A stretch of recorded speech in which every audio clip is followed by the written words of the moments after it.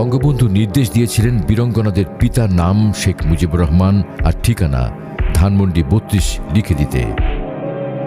বঙ্গবন্ধু একদিন আসলেন ওই সেন্টারে 10 তারিখের পরে, কবি সুফিয়া কামাল এবং বদরুন্নাপার নিয়ে আসলেন।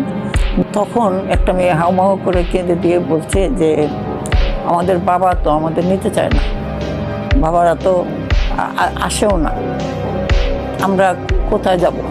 একটা মেয়ে আর কি, সেই মেয়েটা দূর থেকে দাঁড়ায় দেখলাম যে এই কথাটা বলছে।